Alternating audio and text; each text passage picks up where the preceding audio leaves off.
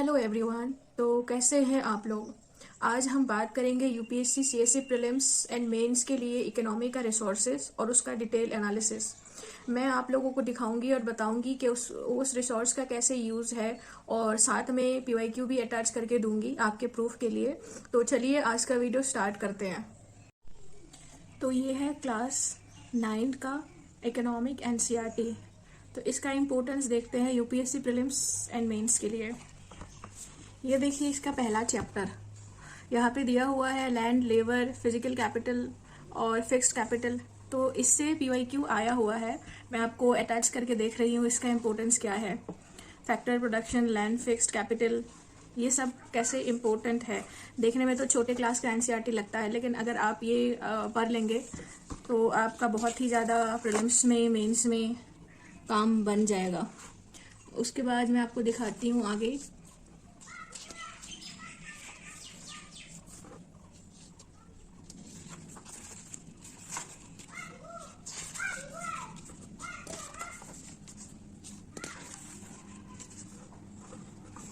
ये इमेज बहुत ही ज़्यादा इम्पोर्टेंट है।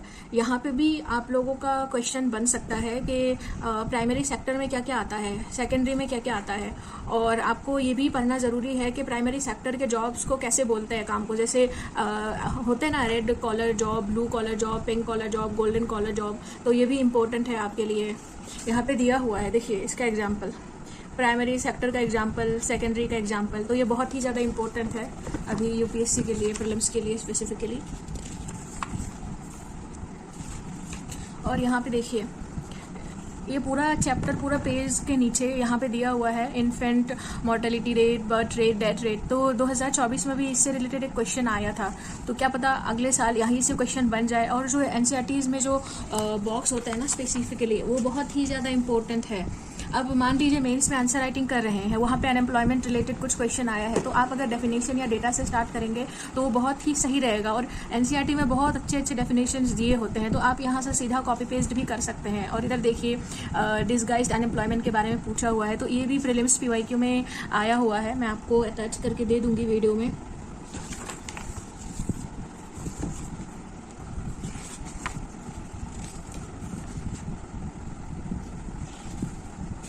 ये देखिए यहाँ पे भी दिया हुआ है बहुत अच्छे से। ये भी इंपॉर्टेंट है, सीसेट में कई बार इससे रिलेटेड क्वेश्चन आते हैं। और जो इंडेक्सेस बनते हैं, जैसे multi dimensional poverty index, hunger index, तो ऐसे इंडेक्सेस में ये सारे पॉइंट बहुत इंपॉर्टेंट है। ऐसे पूछते हैं ना अक्सर के कौन सा पैरामीटर, कौन सा क्राइटेरिया इंक्लूडेड है, कौन सा नहीं है, तो ये उसके लिए इम्पोर्टेंट है।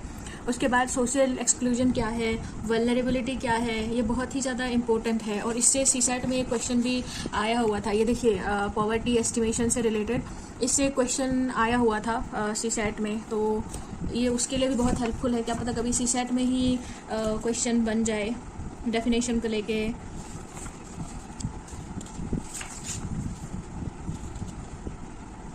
ये सारे स्कीम्स जो दिए हुए हैं, ये सारे स्कीम्स के ऊपर भी बहुत सारे क्वेश्चंस आते हैं। आपको डिटेल एनालिसिस करना होगा, फिर गूगल सर्च वगैरह करके आप नोट्स बना लेंगे तो सही रहेगा आपके लिए। और ये देखिए फूड सिक्योरिटी इन इंडिया, ये तो डायरेक्ट जीएस3 मेंस का टॉपिक है, ये तो बहुत ही इम्पोर्टेंट है ये पूरा ही यहाँ पे चैप्टर। और यहाँ पे भी एक फैक्ट दिया हुआ है प्रीलिम्स के लिए, देखिए फेमाइन ऑफ बंगाल। तो यहाँ पे हमें ये भी पता लग जाएगा, हालांकि हम मॉडर्न हिस्ट्री में पढ़ते हैं, लेकिन यहाँ पे भी ये फैक्ट हमें मिल गया है कि फेमाइन ऑफ बंगाल इन 1943। ये भी एक इम्पोर्टेंट फैक्ट।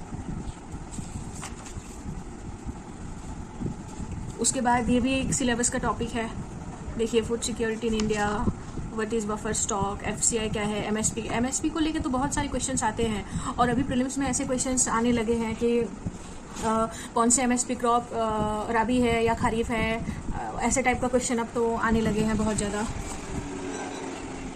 ये नेशनल फूड सिक्योरिटी एक्ट, इससे भी क्वेश्चन बना हुआ है मेंस में। ये मिनिमम सपोर्ट प्राइस दे दिया देखिए बॉक्स में। तो ये बॉक्स बहुत ही ज़्यादा भयंकर इम्पोर्टेंट है, बहुत ही ज़्यादा इम्पोर्टेंट है ये बॉक्स। ये देखिए सब्सिडी क्या है, ये भी यहाँ पे आप सीधा सीधा डेफिनेशन। और मेंस में बनाने के लिए आप ये चार्ट वगैरह यहाँ पे भी सीख सकते हैं। तो ये बहुत ही इम्पोर्टेंट बुक है।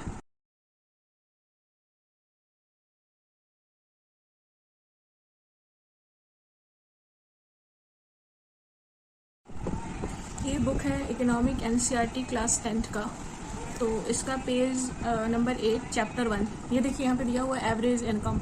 ये बहुत ही ज़्यादा इम्पोर्टेंट है ऐसे जो कीवर्ड्स होते हैं। और आजकल ये देखिए ऐसे क्वेश्चन आते हैं कि आईएमएफ कौन सा इंडेक्स रिलीज़ करता है, कौन सा रिपोर्ट वर्ल्ड बैंक रिलीज़ करता है। तो ये यहाँ पे एक पॉइंट है, ये एक इम्पोर्टेंट है, आप लोग इसका नोट डाउन कर सकते हैं।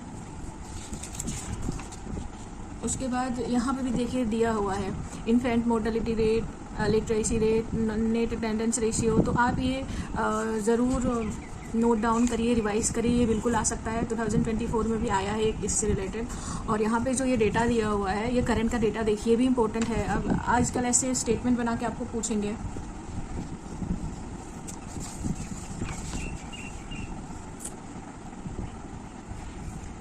ये भी एक फैक्ट बहुत इम्पोर्टेंट है, ये देखिए, ये आप नोट डाउन कर सकते हैं। उसके बाद यहाँ पे भी ये बॉक्स का जो आइटम है ये इम्पोर्टेंट है, यहाँ से भी आ सकते हैं। ओवरऑल बहुत ही इम्पोर्टेंट होते हैं जो बॉक्स में होते हैं एनसीईआरटीज़ में। ये भी इम्पोर्टेंट है, ह्यूमन डेवलपमेंट रिपोर्ट कौन रिलीज़ करता है, यूएनडीपी, और कौन से क्राइटेरिया ये लोग यूज़ करते हैं। तो आप ये याद करके रखिएगा। उसके बाद इससे भी क्वेश्चन आया हुआ है, इंडिया का टोटल ग्राउंड वाटर कितना ख़त्म हुआ, कितना नहीं। और मान लीजिए इससे मेंस का क्वेश्चन आया तो आप इस डेटा से भी आंसर GS3 में स्टार्ट कर सकते हैं। फिर उसके बाद ये जो कोऑर्ड दिया हुआ है, ये कोऑर्ड भी आप अपने मेंस आंसर राइटिंग में यूज़ कर सकते हैं, ये वाला कोऑर्ड बॉक्स वाला।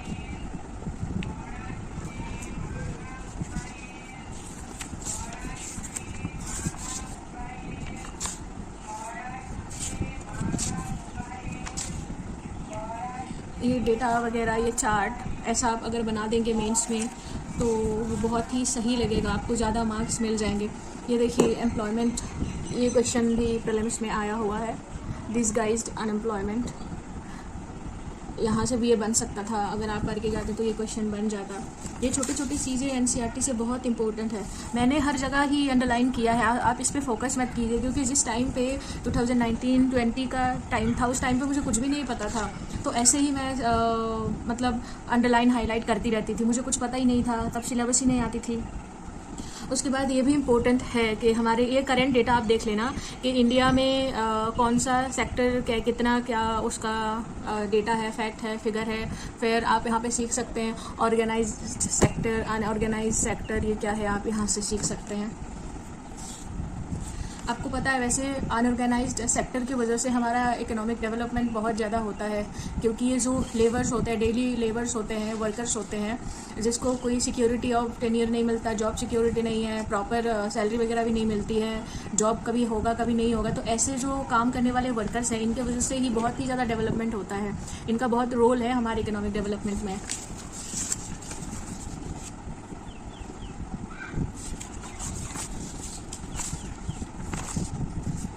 और ये चैप्टर कितना ज़्यादा इम्पोर्टेंट है मैं आपको मेंशन कर ही नहीं सकती, इतना भयंकर इम्पोर्टेंट है ये प्रीलिम्स के लिए। तो ये चैप्टर सबसे ज़्यादा इम्पोर्टेंट है, आप बार बार पढ़िए इसको, बार बार रिवाइज कीजिए। ये देखिए क्वेश्चन, करेंसी में क्या क्या इंक्लूड होता है, पेपर नोट्स एंड कॉइन्स। कभी आपको यूपीएससी प्रीलिम्स में देगा कि करेंसी में paper notes, coins and cheque भी इंक्लूड होता है, तो आपको ध्यान रखना है कि चेक इंक्लूड नहीं होता है। यहाँ पे बहुत डेफिनेशन दिए हुए हैं, देखिए यहाँ पे दिया है टर्म ऑफ क्रेडिट क्या है। तो जब आप ये छोटे छोटे कीवर्ड्स, कॉन्सेप्ट क्लियर यहीं पे करेंगे ना, तब जब एडवांस बुक पढ़ेंगे तो आपको बहुत हार्ड नहीं लगेगा, और बहुत सारा नोट्स तो आपका यहीं पे बन जाएगा। ये देखिए डेटा कितना ज़्यादा इम्पोर्टेंट है, आप ऐसे अगर एग्ज़ाम में बनाएंगे तो सोचिए आपका लेवल क्या होगा, कितना ज़्यादा आपको मार्क्स मिल सकता है। ये जो टॉपर्स लोग जो ये सब बनाते हैं ना, फैक्ट, फिगर, डेटा, चार्ट, ये सब यहीं से वो लोग सीखते हैं। यहाँ पे देखिए सेल्फ हेल्प ग्रुप्स, ये देखने में तो उतना इंपॉर्टेंट नहीं लगता, लेकिन सीधा सीधा टॉपिक मेंस से रिलेटेड है। और यहाँ से तो प्रीलिम्स में भी क्वेश्चन पूछा हुआ है, मैं आपको दिखाती हूँ वीडियो के बाद स्क्रीनशॉट लगा के। ये मेंस के लिए इंपॉर्टेंट है। ग्लोबलाइजेशन तो करंट टॉपिक है एकदम, ग्लोबलाइजेशन का तो क्वेश्चंस आते रहते हैं। यहाँ पे दिया हुआ है फॉरेन इन्वेस्टमेंट क्या है, कैसे है, जैसे FDI, FPI, FII, ये सारे फॉरेन इन्वेस्टमेंट हैं, आपको आगे मिलेगा एडवांस में पढ़ने के लिए, जो कि बहुत ही ज़्यादा इम्पोर्टेंट है, बहुत ही इम्पोर्टेंट एस्पेक्ट है। मनी वाला चैप्टर बहुत इम्पोर्टेंट है।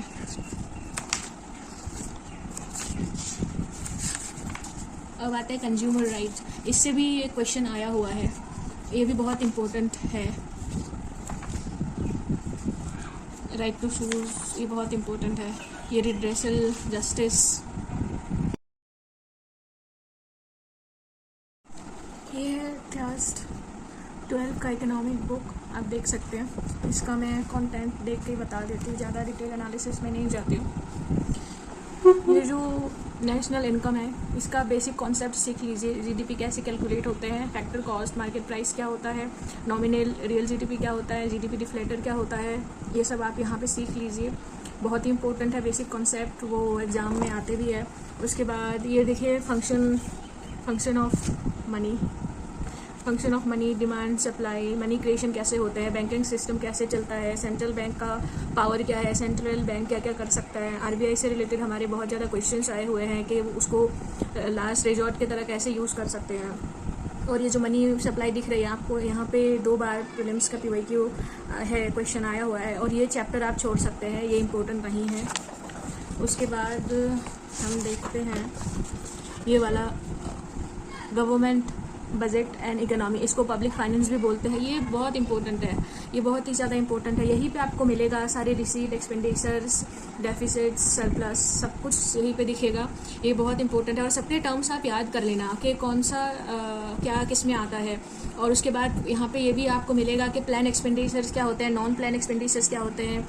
नॉन प्लान एक्सपेंडिचर्स में क्वेश्चंस भी 2-3 बार आया हुआ है, जहाँ पे पूछते हैं कि डिफेंस का या अनफोर्सन जो एक्सपेंडिचर्स होते हैं वो कहाँ पे आते हैं, क्या आते हैं, तो यहाँ पे आपको वो सब में मिलेगा। उसके बाद ये बहुत इंपॉर्टेंट है, यहाँ पे आपका आएगा capital account, current account, balance of payment आएगा। उसके बाद आपका बैलेंस ऑफ ट्रेड आएगा, बहुत इंपॉर्टेंट है। कैपिटल अकाउंट में क्या क्या आता है, करेंट अकाउंट में क्या क्या आता है, कौन सा अकाउंट पार्शियल कन्वर्टिबिलिटी है या फुल कन्वर्टिबिलिटी है, कि किन्होंने तारापुर कमेटी ने आपको रिकमेंड किया था फुल कन्वर्टिबिलिटी के लिए, प्रेजेंट का क्या कंडीशन है। फिर उसके बाद SDR वगैरह सब कुछ यहीं पे आएगा। SDR क्या है, IMF प्रोवाइड कराते हैं, ये सब कुछ यहीं पे आएगा।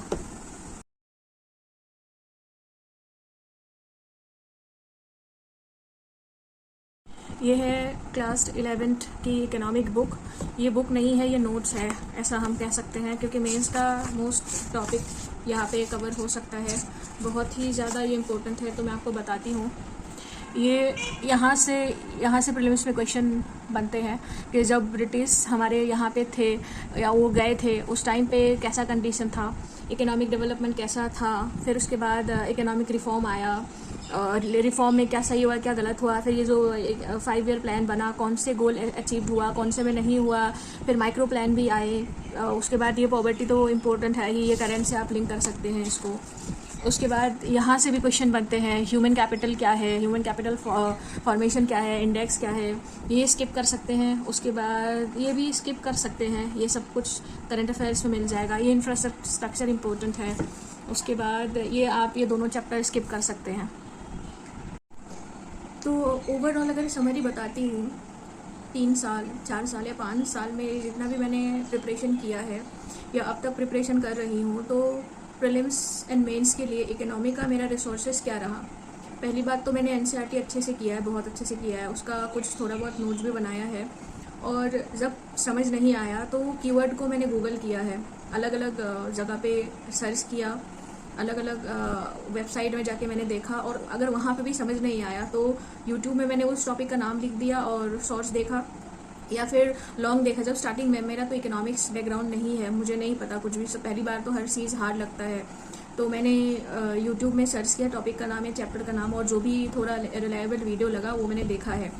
तो बाकी इसके अलावा आप लोगों को भी प्रीलिम्स एंड मेंस के लिए कुछ करना नहीं है। मेंस के लिए करंट अफेयर्स चाहिए, प्रीलिम्स के लिए भी करंट अफेयर्स चाहिए। उसके बाद जो NCERT है, हर एक वर्ड, हर एक लाइन, हर एक कीवर्ड, हर एक टॉपिक, हर एक बॉक्स, साइड में आगे ऊपर नीचे क्या दिया हुआ आप नज़र मारिए, यही से आपका UPSC क्लियर हो जाएगा। और करंट पे फोकस कीजिए हर टॉपिक को, जैसे पॉवर्टी हो गया, अनएम्प्लॉयमेंट हो गया, ये सब कुछ जितना सारा टॉपिक है ना, आप उसको करंट भी कीजिए कि करंट में इसका रेट क्या चल रहा है, या इसका क्या चीज़ है, क्या टर्म चल रहा है। तो आप अगर ये सब कुछ करेंगे तो इसके अलावा आपको इकोनॉमिक्स के लिए, मेरे एक्सपीरियंस से बता रही हूँ, इसके लिए आपको और कुछ, इकोनॉमिक के लिए आपको और कुछ देखना नहीं पड़ेगा। तो आज का वीडियो यहीं पे ख़त्म करते हैं, कल मिलते हैं एक और वीडियो के साथ। एक और बुक लिस्ट के साथ। Thank you so much.